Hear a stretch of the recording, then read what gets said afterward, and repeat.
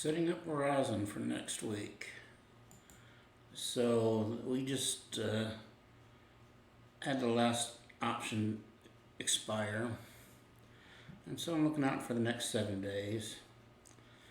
And I'm using Thinkorswim, and you need to set your option chain that use probability out of the money. For me, that's a good guide to get a quick start.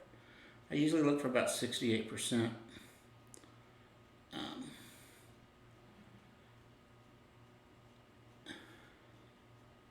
So somewhere around 74% is actually a little better, or 55 is a little closer to the cut than I like to play.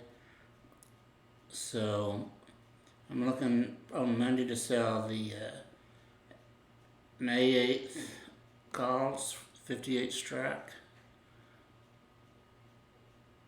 And that'll bring out about somewhere between 26 and 37 cents. And that'll give us another little